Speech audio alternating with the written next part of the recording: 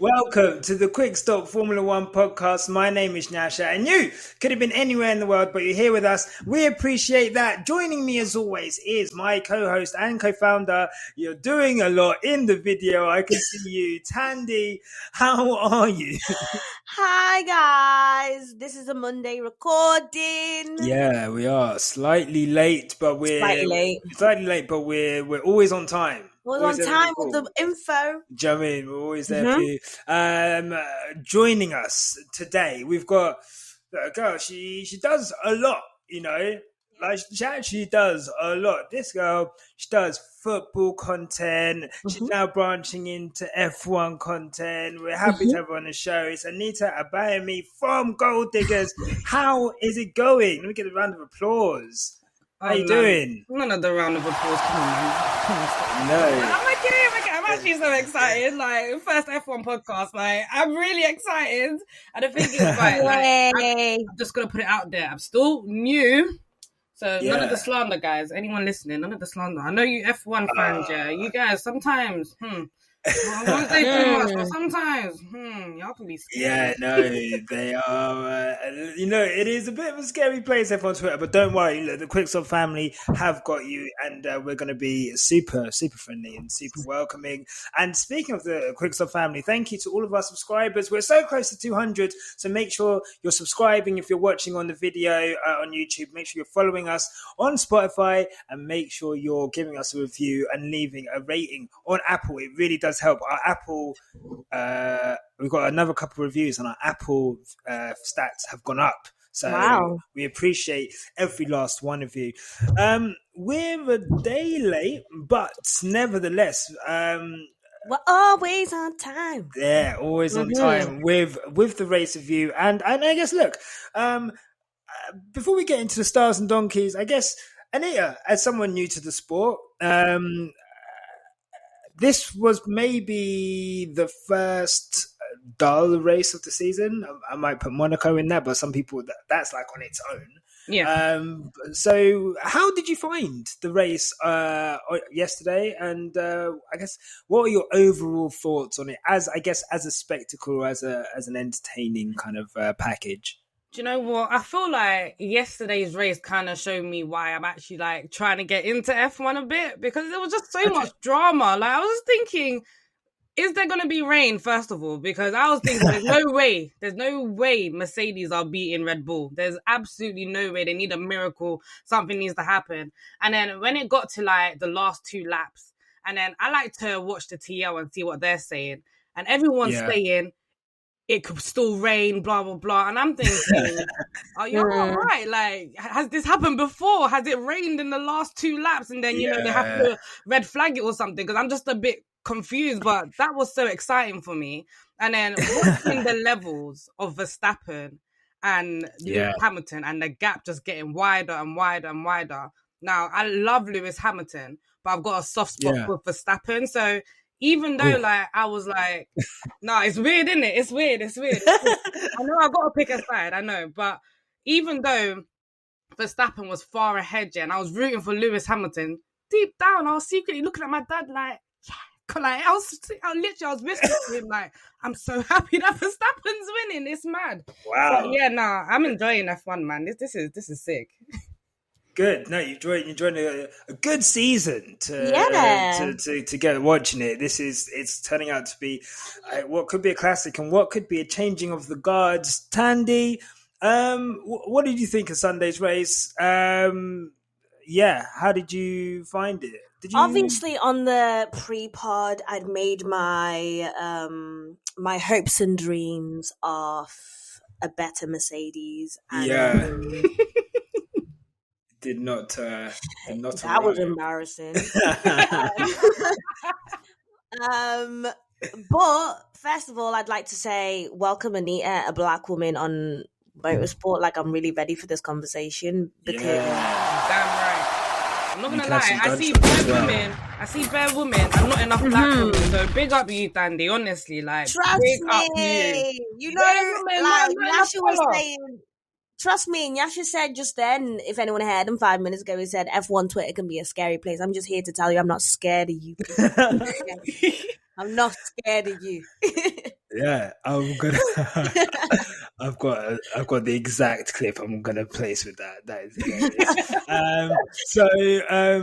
Yeah, look, I think it's really cool that you're branching out. You guys do such cool work with the football content. I think the way that you've carved that kind of space for Black women within football has been really cool, and see coming to F1 and as well is super cool as well. And I think the more that we can shed, because I think one thing that surprised me is Black women love F1. They love F1. I'm not gonna lie, I underestimated it. And these women are knowledgeable. They're beyond any kind of beyond anything I can imagine being. They love the sport so much, and they've got such a passion for it. So it's really cool to represent that with the pod. So look, we're on some fugazi time restraints, so I want to get into for those who don't know, I'm on strict instructions to finish this before Love Island starts tonight. So I want to make sure that we get through all the conversation we need to, because look, it is a momentous occasion. It's the first summer one for a couple of years. So we do need, I know the timeline is waiting. So. Anita, as the guest, we'll let you go first. Who was your star of the day? Star of the day. Can I just go easy and just say Verstappen? Yeah, sure. I think I'm just go around lapping people, and I'm telling you, a bit of satisfaction in me. I'm not gonna lie, it was really satisfying to watch, man. The way he ran that race here was absolutely beautiful. And then slowing down at the end, I thought it was a little bit petty, but I said, "Go on, boy." I love it. You loved it. I love it. I love the arrogance. I really, really enjoyed watching Verstappen. I think it was how many seconds ahead? 30 seconds ahead, roughly. 35 seconds. 35 seconds ahead, and it for me, it just showed there's levels to this. Before, I used to think it was Hamilton season, purely Hamilton season, and that's it. I didn't really think there was anyone that could contend for him or nothing like that. But this season, I'm really seeing that Verstappen can really do it. And not going to lie, yesterday, I really said that it might just be the year that Red Bull take the World Championship. I'm not going to lie. So, yeah. It's really hard. It's really hard hearing you say all of this. This is paining me. I love Lewis Hamilton. I love Toto. I love them all. Maybe Bottas a little bit. But, No, and look, I get it. And look, Thandie, as much as we, we're Hamilton fans and, we're rooting for Hamilton, I guess, how impressed were you with Verstappen's performance yesterday? It just seemed like he was an absolute level above the rest of the field, and it looks ominous for the rest of the season. Yeah, if we're going to go into, guys, I'm never a woman who's lost of words, But if I am actually going to give my star this week, it is just Red Bull Racing. Okay, nice. Yeah. Now, Red Bull have won 4 races in a row for the first time since 2013. 13, yeah, wow. I think so. Yeah, they're doing pretty bloody well, okay? And as you said, Anita, it really did just crush me heart just watching Verstappen just slow down and rub salt in the wounds. Yeah. That was Christian Horner, man. He definitely whispered in his ear. Saying, that's what was pissing me off, because I hate the idea of Christian Horner sat there with a freaking grin on his face just thinking, I've got him in the bag. I really just hate that idea in my head. I'm happy for everyone else apart from Christian Horner. I enjoy it when Christian Horner goes to bed and he kind of starts tossing and turning, thinking about Mercedes. I don't like when he sleeps well. You prefer Christian when he's in his Randall bag. Yeah, when he's in his Randall bag. Trying to snitch on man because they're faster, but now he's on top. He's so smug.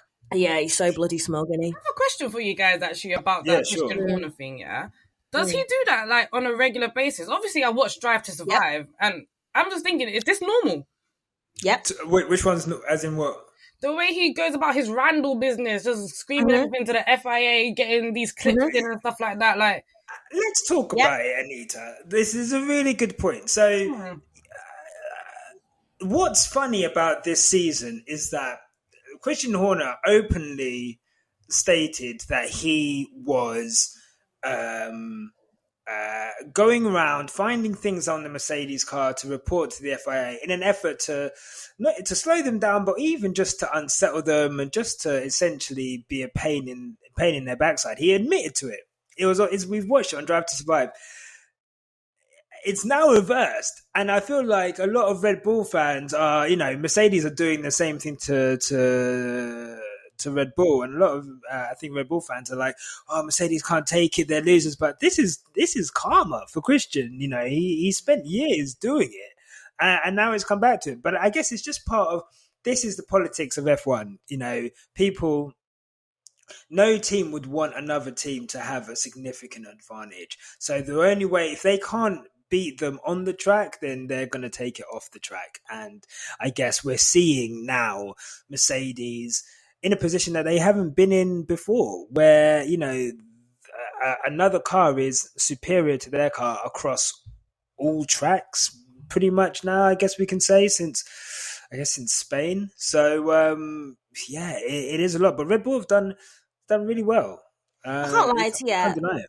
What's really... Well, I've always known this, but Formula One's incredibly catty. They're all very... They get the claws out. The boys are fighting again. Them ones. And Christian Horner is a little... Yeah. Yeah, Is it crazy that I love that element about it though? Because if That's the best you bit. can't see that, but see what The best bit, yeah. I love Even it. the thing that we were talking about with the pit stuff, it was all a bit catty, don't you think? Like, ooh. Yeah, man.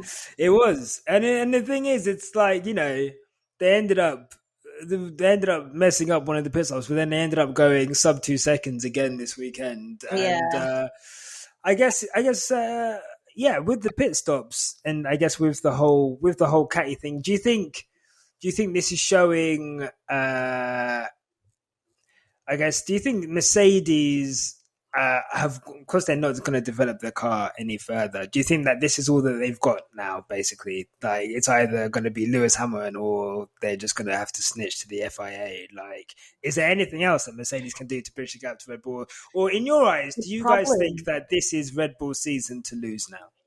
The problem with telling everyone at the start of literally the season that I'm not doing anything to the car is you've just showed everyone your cards.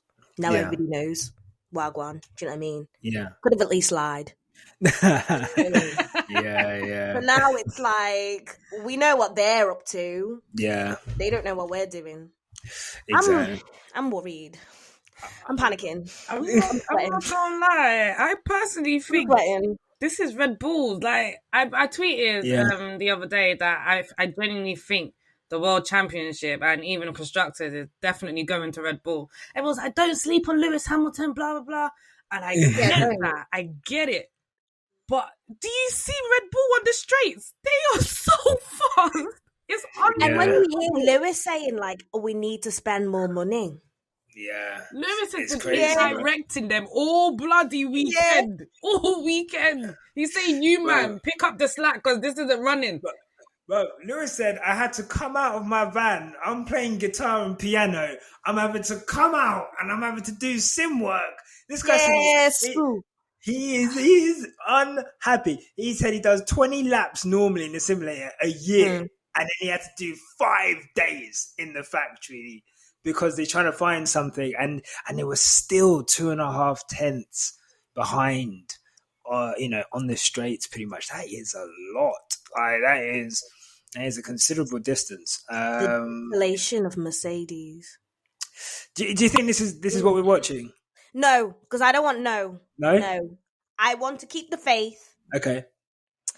Because I don't want anyone to come back to me and say, "Oh, Thandie, last episode you said that." No, I'm going to keep the faith. I'm going to keep my faith in Lewis. Yeah. I'm going to keep the faith in the team. But I'm going to tell you right now that Austria next week, it's going to be the same result. I mean, there are softer tyres, so there could be strategy in there. It's most likely going to be a 2-stop race, but I mean, it's the same track. So same track. yeah. Yeah. So it's difficult to see, but no, well done to Red Bull. I guess my driver of the day. Who am I going to say? Look, I think there is a couple of people who did really well, but I'm going to say, and we're going to have this conversation. My driver of the day is Valtteri Bottas. I knew he was going to say that. You know, not bad shout. Man like Valtteri Bottas, you know. I'll tell you why, Emma, because I want to talk about Valtteri Bottas. Someone on Twitter said, Ranch Dingus, said, thoughts on Bottas being a top 10 podium finisher in F1 history. Okay? Now, we slandered him, okay? We slandered him. He's having trolls for breakfast, okay? We spent a whole podcast going in on him. And what does he do? He out-qualifies Lewis Hamilton fairly. I'm starting to think he's listening, you know. I think he's listening. And you know what? I would be surprised. Bruv, he feeds off hate. Yeah. That's the problem with Bottas. It's like he feeds off the darkness. He's like Bane without the mask, bruv. I'm telling you. So he's feeding off the hate. He's listening to the podcast. We're telling him that he's having trolls for breakfast. He's probably on Instagram looking at trolls, listening to me saying that. And then, you know, he out-qualifies Lewis Hamilton. He, you know, obviously he doesn't keep up with with the front two. I'm not going to expect that from him. But he does his job in keeping Sergio Perez behind Lewis Hamilton and not catching him. And I think that is, you know, he done his job. Thandie, I remember when you're like, do your job, second driver. That's what I was about to say. Yeah. I definitely knew you were going to say Bottas. Yeah. It wasn't going to be me who was going to say it because I have to stay on brand. It's not about my aesthetic like this man. However, he did his job, second driver, and his defense against Perez was what we needed. Yeah. I think he's well. Anita, any thoughts on Bottas? And I guess, do you rate Bottas? This might just be, you know, like Alan asks, like, are you a Bocat? I might just ask people. This man said Bocat on my podcast. Yeah, Yes. that's what that is a quote. That's what he asks people. Okay, I'm just saying. He does. Wait, hold on. Don't say that. He does. Yeah, he goes, are you a Bocat? He just asks people, and then he watch it. That's like his intro thing. That's his intro thing. That is madness. That is it's crazy. Madness. Yeah, no, Makes look. sense, though. Yeah, I mean, look, you know, you can weed out the snakes from the grass, but what I want to ask is, do you rate Bottas? That's going to be something I'm going to ask every guest and just see, because it seems to widely vary. What do you think of Valtteri Bottas? Do you think that he is good enough for the Mercedes seat, and do you think that he did well this weekend? Oh wow, that's a very, very good question. At first I did. So back in the day, like watching, like I never really watched it with my dad, as you know, like how he watches it or anything. Okay. But I used to always think like, oh, this guy, he's always pretty close to Lewis, so you know, I rate him a little bit. Like, do you know what I mean? Like, he was always just that 1 second. My girls are exactly the same. Yeah, I just like, oh, Valtteri Bottas doing well.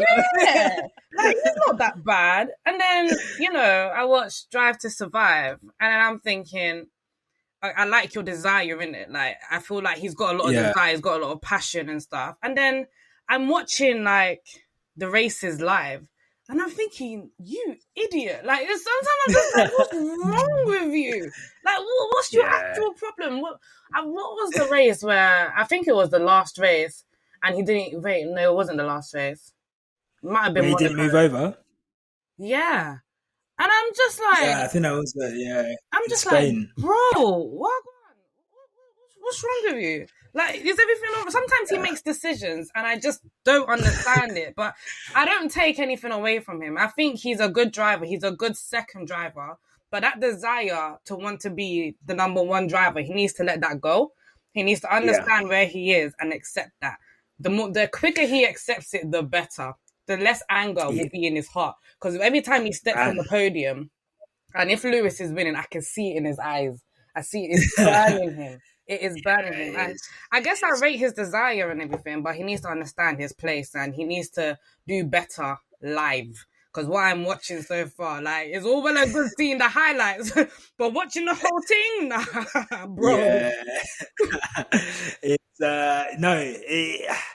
We always kind of say it, like, where he, and look, I really like what you said there, because where he rates himself is that every sports person obviously rates themselves as the best, but the gap between where he rates himself and his ability there's a chasm, and it's just like I said, I think it's not healthy for him to be in a situation where he thinks he's challenging for the title and he's clearly the second driver.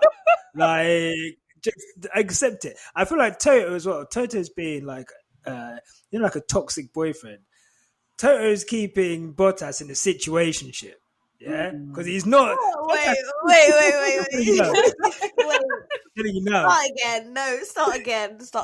Bottas is going to Toto like, what am I? Am I a lead driver? Am I a lead driver? And Toto's like, I know it's cool. Go with the flow. Let's go with the flow. God. Go with the flow. Yeah. You're my That's what Toto's doing. I clocked it.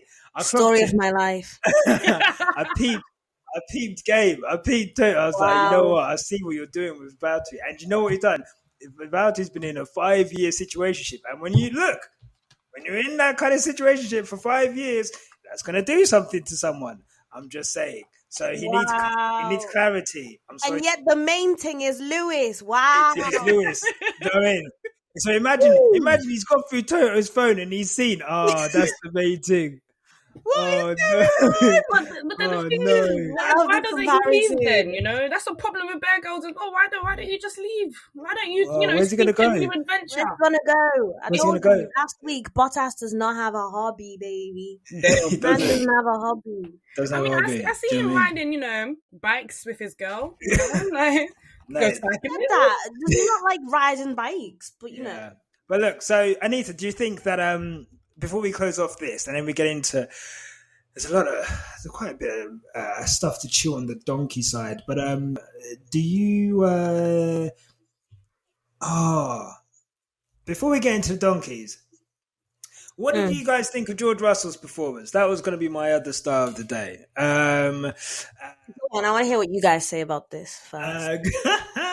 Because I'm not going to lie, I've bought some stock. I've bought some Russell stock. I bought into the Russell crypto coin. I think it's going to moon. I'm sorry, Thandie. I didn't say anything. I've got the train ticket, remember? Yeah, you got the train ticket. I forgot. Yeah, you've got the open return. I've bought a little bag. We asked for a performance. That wasn't Sakir. We asked for him to do something in the Williams that would show that he could run in the midfield and do well. What do you guys think? Do you think that George Russell's performance today was a performance which could lead to him getting the Mercedes drive, or do you think that maybe, this is another theory, that it was a glorious failure, as I put it on somewhere else, that because he went out, we'll never know if he would actually have finished in 8th. And kind of like Sakir, we don't know. Like, we would just kind of think, he did really well, but he never actually finished the job. So what do you guys think? Mine's going to be short and sweet. I think he shows a lot of potential. Yeah, 100%. Okay. There's potential there. But like you said, I hear it. I haven't seen it yet. So I can't keep keeping faith on potential. Like I say it with football as well. I cannot keep having faith in potential until it's actually there in front of me. I'm not going to talk about it, And I feel he was unfortunate, though. He was really unfortunate for this race. Very unfortunate. However, I can't talk about it till I see it.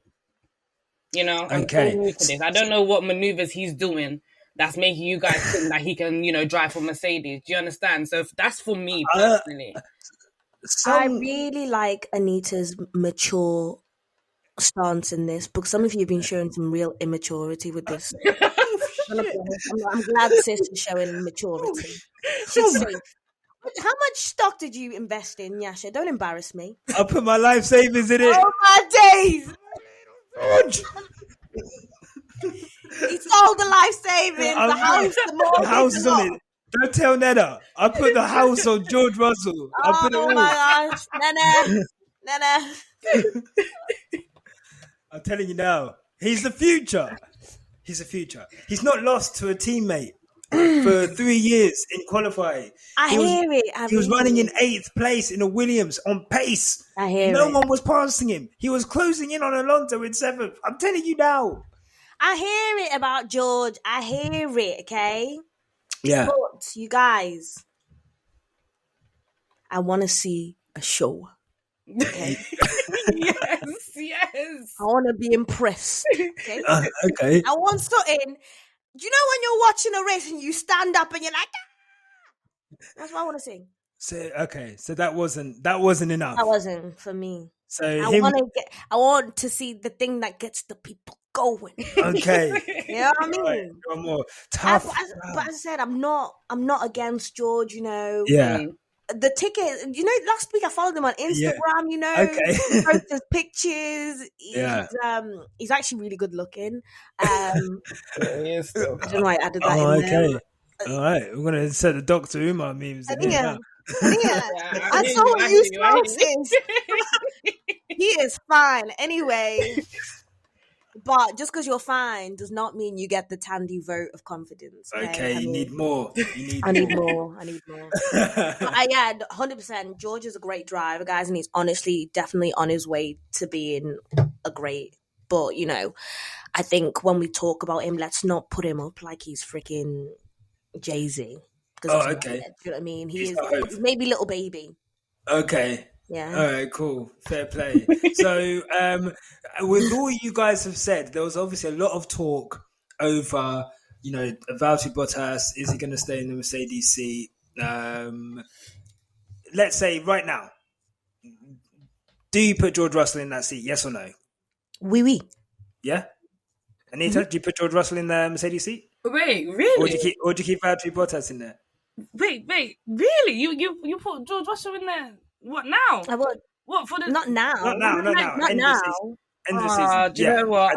I'll stick with Bottas for another season. I'll do it for another season. I'm not gonna lie. Safe. I like this girl. I know. I don't know. I just feel like next year, obviously, there's like I've been reading into it. There's gonna be so many changes, right? Especially with everyone's like engine and capping of spending the money and stuff like that. And it's like that's when we see who the real drivers are. Why put all your stocks in Russell now? Because if he can't deliver next year, then what? At least with Bottas, we're going to the moon. But at least with Bottas, you know that man, he can drive. You know, he's not the best mentally. Like sometimes I think he's kind of stupid. He makes dumb decisions. Fair, but man, he's proven to be a good driver. So I'll still keep him, see how it goes, and then watch everyone else and see, you know, if George Russell, if he is worth the Mercedes seat, because that's a big seat to fill. No, for sure. For sure. Before we get into the negatives, a couple of good performances. Lance Stroll did really well. Big up Lance Stroll. Carlos Sainz, very quietly doing a good job, I would say. Like a pistol. My bad. Yeah? He is one of those silencer pistols. Like, okay. But because I've been saying that, I did say this, I think, about Sainz, that he is like a silent little rifle. He's good. Yeah, he's good. Carlos Sainz is very good. Yeah. Here's my question: Carlos Sainz or Ocon? Okay. Let's get into it. Okay. Because my donkey of the day is Esteban Ocon. Right. So I'll just take that one. Okay. And there's a couple of someone on Twitter, Martin Collinson at LUFC _Arizona. That must be America. Oh, we have Arizona listeners. He's an Englishman in Arizona. So fantastic. Big up Martin. He asked, He did not talk about Ocon. Actually, well, I think at the moment what's going on is, since it's a Monday, right now we have Thanos and him having a conversation in our mentions. yeah, it kind of That's what's going on at the moment. it threw me off. But essentially, there was a mention of a driver that we'll talk about later because Anita's got something to say. But there was talk about, obviously, Ocon has gone backwards. Ocon, in football, it happens sometimes. I support Arsenal. Players have got big contracts and then they've gone off the boil. They've gone to shit. Okay? It's Say it happened out loud. To shit. shit. Okay? they've gone to shit. All right? Ocon got a big 3-year contract. Everyone was saying, this guy is dusting Alonso. He's doing this, he's doing that. And he has been absolute cheeks since he signed that contract. Okay? He's not getting it. And I feel like the two Alpine drivers, I don't know how good this car is because one of them is always in the mud. Yeah. At first it was Alonso and it was like, is this guy doing it? Uncle, please just go home, relax. Uncle, please. But he's performing well, and I think he had a really good race. Well, he had a good race on Sunday. Ocon struggling to get into Q2, I think. And he his race pace wasn't there either. So what was there a question about who do I rate? Yeah, I said Ocon or Russell. Sainz. Or Sainz all day. Sainz, yeah. I think Carlos Sainz is top 6. Okay. I'm going to say. Wait. Let me think about this thoroughly. You said I'm going to say the 5 that I think are ahead of him: Lewis, Max. Oh God, I actually think he's top. That's why 5. I said. I think he's top 5 now. Lewis, Max, Lando. We're going to talk about Leclerc later. I have to put Leclerc there. I think Leclerc and Sainz are more even than people give Sainz credit for. And I think he's a quicker driver than Sergio Perez. I think he's a quicker driver at the moment for sure. I think he's as good as Daniel Ricciardo. I think if he had the opportunity to have cars which could challenge for wins like Ricciardo had, I think he would have won races. So I really rate. I think he's top 5, top 6. Big emphasis and big up you. Give me a gunshot, please. Sure. Okay, on that. No worries. Yeah, on that little hit about him being equally as good as Perez, because I do genuinely believe he's great. Yeah, he's better than. And not many people do. Not many people want to talk about that, but yeah. And I do also think he's equally as good as Mr. Charles as well. Yeah. Do you guys, do you want to talk? Did anyone have Charles as their donkey? Anyone want to talk about Charles? Did anyone have Charles as their donkey at all? Charles, anyone? Charles, anyone? Okay, quite a few people asked us to talk about Charles Leclerc today. So someone... who was it? I think it might have been Richard. Called him the Maldonado with a Richard Millie. Richard Mille?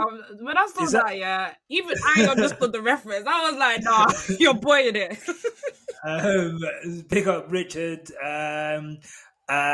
We've got Yannick, who's been on the show before. He said he's asked us to do an award after Donkey for driver. But we're not doing it the way we wanted to do it. Yeah, that's not going to happen. That is not happening. No. For moments where a driver drives as if F1 isn't their profession, cough, Leclerc, cough. The On the Chicane girls, Paris, said they mentioned it on their podcast that he has no spatial awareness. It is a running theme. Everyone has had something to say about Charles Leclerc. He was moving mad on Sunday. Charles drives like a gamer. He's a gamer. So when you tell me that he has no spatial awareness, it went a bit funny, and I couldn't quite catch. I thought we were going to get cancelled. I thought, what the hell did you just say? we're gonna have to take that bit out. Okay, But yeah, Charles yeah. drives like a gamer, guys. Yeah. Gamer. Yeah. He's a gamer. He has no spatial awareness because he's a gamer. This Yeah. weekend, I went to an arcade and I was playing Gran Turismo. And I said, I am just everywhere on this track, like Charles Leclerc. These are the things that run through my mind when I'm drunk. So yeah, I get it when you say, you know, but also he's also getting away with murder. Can we discuss that, please? Yeah, someone asked us to talk about this. I think it was, her name starts with an F. I will find the tweets, but I think it was Felicia. Felicia, there you go. Thank you. She asked us to look into why does Charles Leclerc keep getting away with not getting any penalties? Anita, do you think that Charles Leclerc should have got a penalty for running into the back of Gasly on Sunday? 100%. The thing is, right, I keep saying I'm new to this, but I know what's right and I know what's wrong. You know what I mean? I know what's right, I know what's wrong.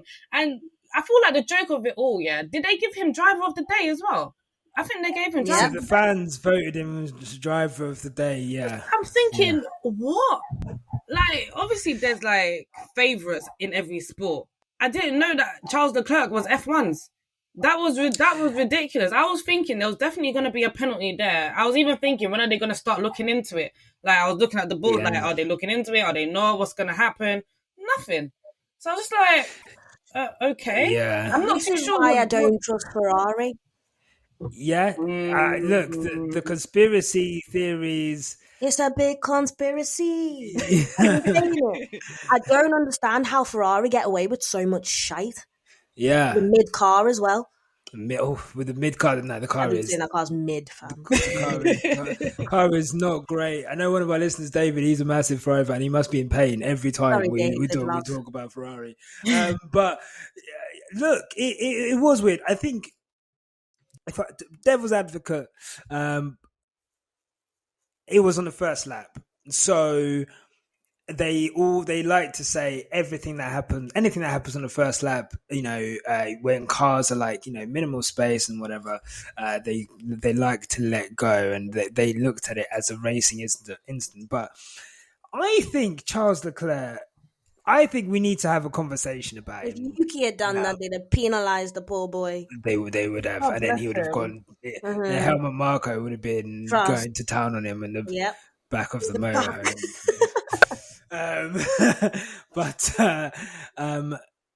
Charles Leclerc. Okay, so we just, we had a cursory conversation about top 5, top 6, whatever. Charles Leclerc is routinely put as the third best driver in Formula One currently. Do you guys agree with that at the moment, or do you think that there is an element of fugaziness to Charles Leclerc, given the amount of mistakes that he makes? What do you guys think? I don't know. I don't know if taking risks means you're a good driver, because I feel like he does take a lot of risks. Like, and I do like seeing that. Don't get me wrong. Like, I love him.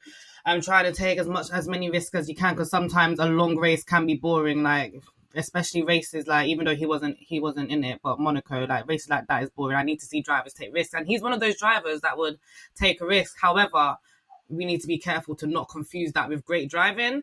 Now, again, I'm new to this, so I don't know if I'm cutting rubbish here. He might be a great driver, I'll definitely put him as one of a young prospect that can be extremely great, like in the future to come and stuff like that. But as of right now, top 3 is kind of a stretch. Don't you think? I don't know. For me, it's kind of a stretch. I will confidently say that man is not top 3.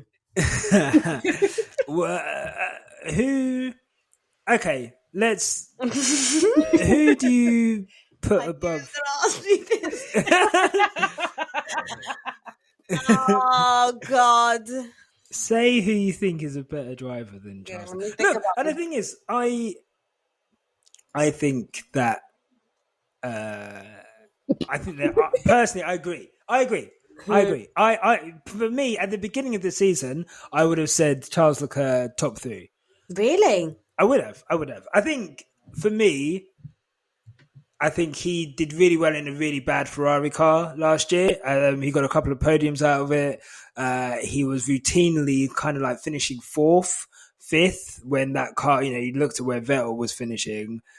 I mean, that's a whole other conversation. But, I think he was getting the most out of the car and he was driving quite solidly. The mistakes weren't, there were a couple of incidents, but it feels like this season, and the way people say, like, the pressure of having Max Verstappen is making Lewis make mistakes. I genuinely think Carlos Sainz being in that team is pushing Leclerc, and Leclerc, I think, is just making too many mistakes now. Like, the race yesterday, he ran into Gasly, causing him to retire. He nearly broke Kimi Raikkonen's wing. Yeah. Like, he got driver of the day because he started in 7th, he finished in 7th. And then, like he didn't progress. I don't think it was a great drive, like, for me. And I think he makes too many mistakes. He's been in the wall a couple of times. This isn't the first time he's had contact in battle. So for me, there's drivers that I would put above Charles Leclerc. There's drivers I would as well. One of them, Anita wanted to talk about. So I'm going to let Anita. So I've been teeing this one up because the streets are going to love this one. Oh, Anita. Hello. Who was your donkey of the day yesterday? Listen, all I'm saying is, you don't just I don't care what car it is. I don't care if it's a Mercedes. I don't care. Being a Red Bull, I don't care. You defend your position. Whatever lap it is, defend your position. Lando Norris, for him to just move to the side, he literally moved to the side for Perez to overtake him. I was fuming for him. I was fuming. Yeah. I was thinking, if you actually, sometimes I just feel like push the car to the limit, Go as far as you can. Pit when you need to pit, but go as far as you can. Don't move like a bitch and let him get in front of you like that. And then not too long later, Bottas is in front of him as well. I'm just thinking, don't move like a bitch. No, it's true, because he's a good driver. He's a good driver. And the thing is, I look at drivers being in front of another driver, especially when the car's faster. I look at it as football, With football, if you have the possession, right, you can defend by just keeping the possession. You ain't got to play fancy football or nothing. You ain't got to do the best passes or nothing like that. Same way you ain't got to do the best turns, just defend with your position. That's all you've got to do, If you put up just a little bit of a fight and then, Perez does a slick move around you, all right, cool, no problem. But for you to move to the side like that was madness to me. I don't know. Maybe that's normal. People were like, it's strategy. He needs to be able to keep the car. He's a mid-table car, blah, blah, blah. I don't care. Go for podium. I don't care. Nah, that there was a bitch move, and I didn't like that. I'm so sorry. Nope. Nope. Wow. No, look. I love when people come on the podcast and openly call these people bitches. I love it. Because everyone called me nuts when I called them bitches. Yeah, I love it. I'm loving the energy. So, no, I hear it. So, I guess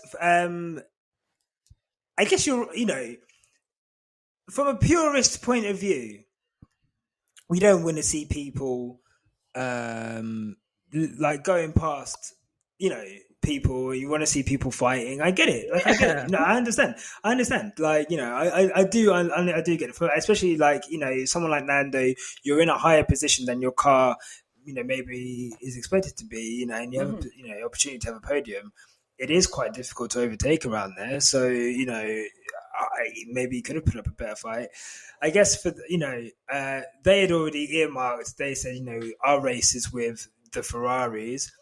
I guess I know. I guess I know. For me, I hear it. I guess, unfortunately, F1, in their minds, they'd calculated everything. If Lando rips his tires defending, then he has to pit, and then it's a harder race for him. Yeah. Maybe he doesn't finish fifth. But I get it.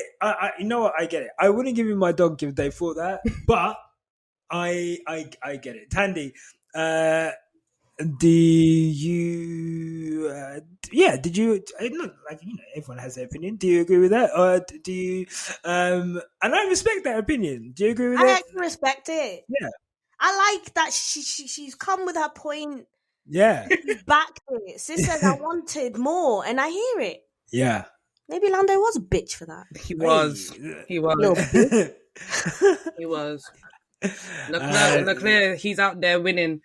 He's out there taking podium sometimes by taking the risk. Yeah, he takes the risk. Yeah, I definitely agree on saying that Lando just does need to take a bit more risks. I actually hear it. Yeah. So Lando was one of the drivers that I would say. I think Lando is the third best driver on the grid at the moment. I was gonna say that, but I don't know what anyone put. He's really good, though. He's really good. I think he is above. I think he's above everyone else. Basically, I think I would love to see a race, like a solid race between Leclerc and Lando. I would like to see because it would really silence a lot of you people on this timeline. I would love to see that. That would. But my fear is Leclerc will probably win because he plays dirty. Like you gotta play a little bit dirty when you're doing your racing, and him doing all of that. Do you know what the mad thing is? Leclerc. A lot of people saying Leclerc's playing dirty because Max done him over a couple of years ago in Austria, and they're saying people are saying instead of going to therapy, this is, let me not take people's tweets because I'm literally word for word taking someone's tweets. I think it was Richard again, but instead of going for therapy, he chose violence, and the violence is taking his Ferrari and using it as a dodgem when overtaking. And look, it's wielded him some success. Some people, Matt had last week. Was it last week? Oh yeah, Matt had on the preview pod said he doesn't respect the false engine or illegal engine wins, but he's still got them, and he's still got results from defending very harshly. I remember him finishing in front of Verstappen at the Silverstone Grand Prix last year, 2 years ago, and so I would like to see Lando in a real ding dong battle, but I think that McLaren is just too fast for Ferrari. McLaren knew what they were doing with that multi-year thing, guys. Of course. It was very strategic. Nah, they, smart of him, I think.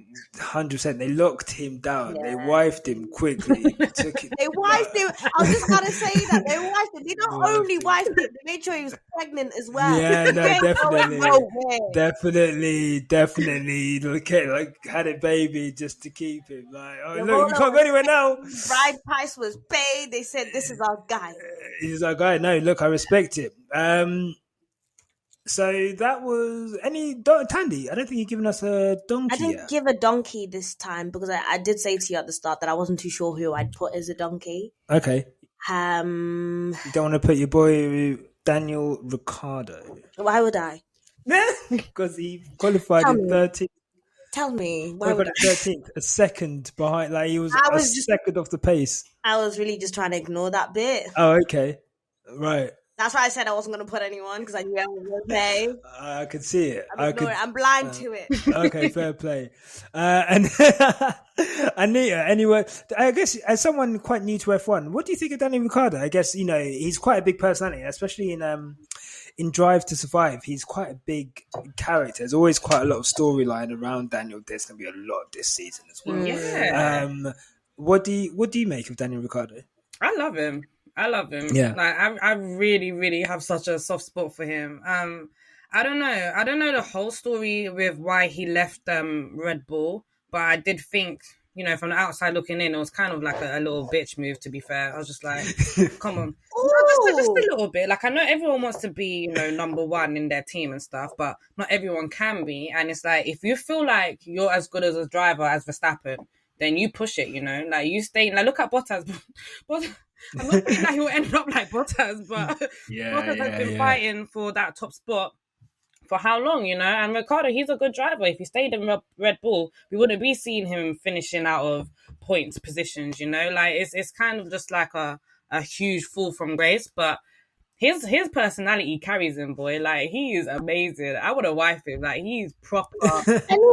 Since we've got a lady on the podcast, because I hardly ever get to talk about this, who's your best looking driver? Because I feel like you've got the exact same taste as me. I don't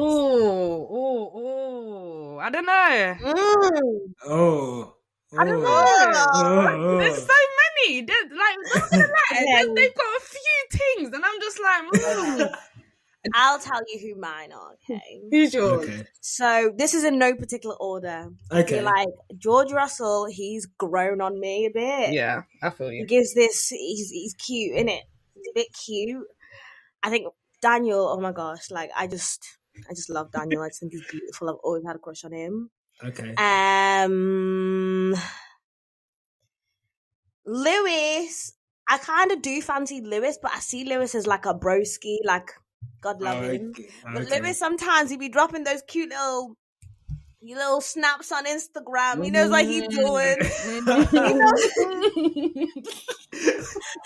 Go take a Vanetta fits, and I'm like, oh my god, oh my goodness gracious me. Yeah, oh my god, no, Lewis is so fit, you guys. Oh my god, he's actually. I'm not gonna lie, like, he's probably in my top one. I can't lie, like I don't really like light skinned men too tough. Like, yeah, trust me. I mean? Like, Lewis really does it for the light skinned men, and that's not normally my bag. Yeah, but Lewis, when he drops those pictures where he's just been like working out and stuff. Even today on your story, oh my god. Oh my god. Look at that face. I'm getting all hot thinking about it. No, it's fine. It's fine. Don't apologize. Do not apologize. Don't apologize at all. No, it's absolutely fine. I was actually racking my brain. I was like trying to think of.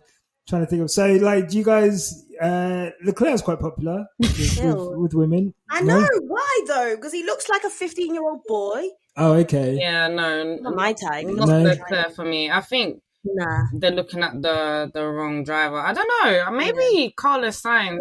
He's really. Yeah. He looks like a model. Like, he looks like if he doesn't bang in F1, like he could easily go into modeling. Like he's gorgeous. Yeah, he's got a gorgeous face. He's got that like Spanish Latina kind of like he's handsome man. Pierre Gasly is kind of trying. You know, he's really trendy being a Frenchman. He's trying. He's some people's bag. He's not my bag personally, but I see it for other people. You know what I'm saying? I can't see it at all. That's the funny oh my thing. god! At all, Lewis. This year, I've been trying not to say it for the longest because I just feel like it sounds so wrong. But give Lando Norris a couple years, right? Give him a couple years. And how old is Lando? I think he's like 21 or something. 21, I think. Okay, so I can't say I'm attracted to him yet. Give him a couple of years. Give him. He's gonna age like fine wine. We're gonna get cancelled. Next time I say something about Verstappen fans, they're gonna come on this podcast. They're on YouTube. They're gonna rip this conversation, and they're gonna look at these two grooming Lando. I cannot believe it. We're gonna get cancelled. I'll put it in this conversation now. Thank you. Lando's a cutie, man. Like, I was gonna say, he does. Yeah, I mean, he's still. The thing is, though, with Lando, he has like visibly grown this year. Mm-hmm. Like, you can like tell, like he's kind of going. Because I remember when I was like 20, 21, and I remember like kind of all of a sudden growing. Like, and my face looking a bit more mature. See, that's what's really unfair about lads is the fact that you guys just keep maturing and getting like with us, we kind of just stop. But so do women. Women have a second puberty. But look, that is neither here nor there. What did you say? Oh my god! When do you have a second puberty? I've heard like 25 to 27. That's we stop at like 21. But some people say if you're not paying by 21, that's it. Life's done. That's it. Well, fair play. Minus Look, me, I've been paying since I was 10. Ooh, look, there you go. It was talk your shit. Before we go, and shout out to everyone who is still listening. Just. But do actually tweet me who you think is the fittest, because I'm saying Daniel and Lewis, because god damn, those Instagram pictures, my goodness. Oh god, Lewis, Thandie. He knows what he's doing with them stories when he's in the gym. Oh my god! And then sometimes he'll bring the dog into it, and it's just like, be still, my ovaries. Jesus. Nyasha, I'm so sorry. Thandie. Yo, Thandie, you're doing a lot right now. I'm not gonna lie. Wow. No, it's true though. Like I said, would you be bringing Roscoe into it, bro? What's Roscoe? Roscoe's chilling, bro. Roscoe's chilling. Unbelievable. Roscoe's literally just an innocent bystander. You're like, Mum, you know what I mean? Bro, he's just jet setting dog. He's chilling, and he's just being brought into it. Like, said what I said. Oh my god! So we're moving on to Austria 2. So it's going to be the Austrian Grand Prix. There's going to be loads of fit F1 drivers there. But what predictions do you guys have, or what would you like to see from the second Austrian Grand Prix? Anita, what would you like to see? What I would like to see is Mercedes get that first place. You understand? That's what I would like to see. But what's really going to happen is Verstappen's going to take it up a notch. Perez is going to take it up a notch. And it's probably most likely going to be Verstappen, Perez, Hamilton this time around. That's what I think is going to happen. Unless, like, they keep going on about Austria being a rainy country, etc., etc. And Lewis thrives in rain. Let's see what happens there. Maybe, you know, Pirelli has a mare and Verstappen's tire comes off again. I don't know. You know, they're not gonna beat Red Bull flat out. There's no way. The strategy is gonna have to be 10 out of 10. Even if the strategy is 10 out of 10, I'm so sorry. They'll find a way to just claw it back. Red Bull, I'm so sorry. It's gonna be Red Bull, Mercedes for me.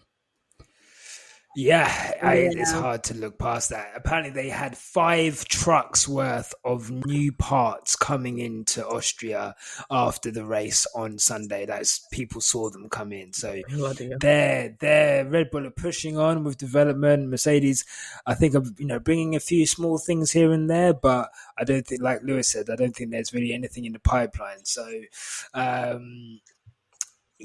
we will see. You could be right. Anita. Thandie, are you okay? I'm good. Yeah, okay. So I agree with Anita, unless we actually see the Ferrari Illuminati bring out some rain. We're just going to see a Red Bull domination.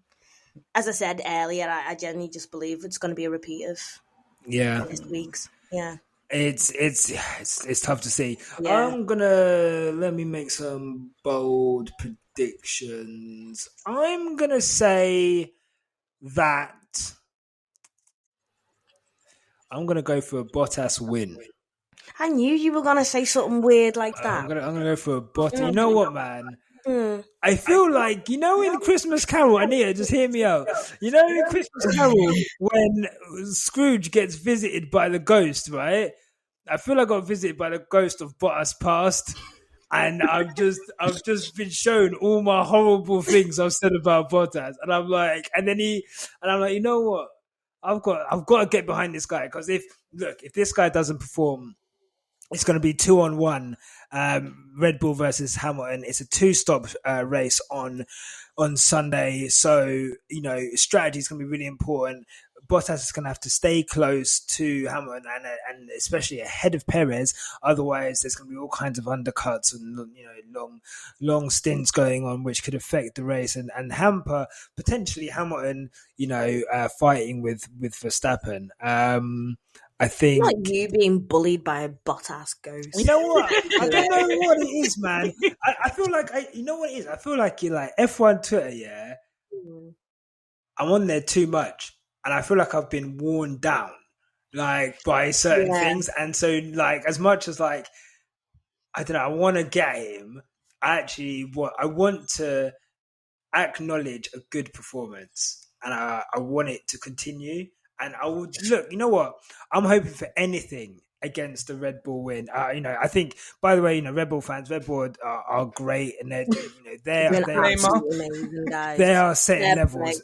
And the thing is, like Red Bull fans, like I might take the mic, we might take the piss, but there's respect there. You guys have the best car. Just admit you've got the best car, and it's okay for a driver to have the best car, guys.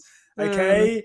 It's all right. When your driver has the best car and they're winning all the time, it's nice. It's nice. It's nice. We've been doing that for 7 years, bro. It's nice to see, guys. It's okay. Enjoy it. It's not, honestly, enjoy it, because you know what? As we're feeling now, one day, bang, it's gone. Yeah. And, you never know. So I hope that Bottas continues his form. I hope Ricciardo improves. And I want to just shout out Yuki Tsunoda for a solid race weekend. He was unlucky to get a grid penalty. Yeah, he is so scared of Helmut Marko. They interviewed him and they were like, "Oh yeah, we saw you having a conversation with Helmut. How did it go?" He's like, "Oh yeah, he was telling me that he's not really happy with the mistakes I've been making, and I should." I'm not having that. I'm sorry. I'm not having that. I could see it in his face, and he's just making but he's happier, recently, because I've not made any mistakes, and to carry on in that level. I'm just like, oh, God, Helmut, free Yuki, free my guy, free Yuki. I'm actually not having that, because we've actually got him on lock, as we said, they control where he's sleeping, where he lives now, probably where he's driving, probably what he's viewing on YouTube. They've got an app. They're tracking his. Even when he goes incognito, they can see.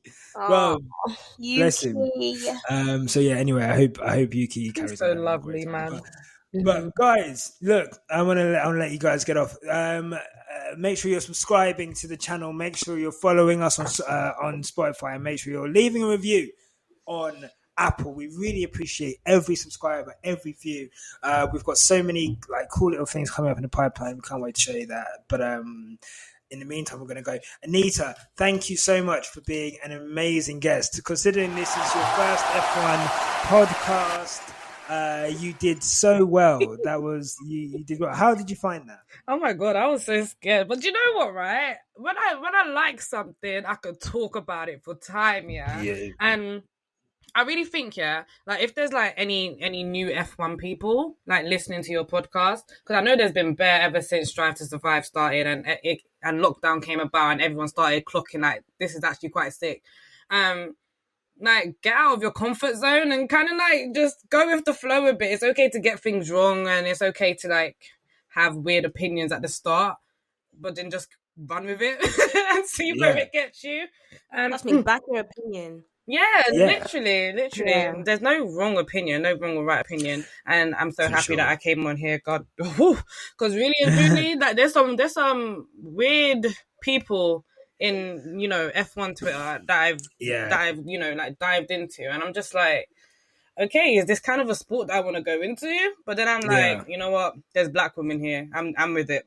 Fuck it. Black women in motorsport. Yeah, round of applause for black women for sure. 100% each and every time. Guys, we are going to go.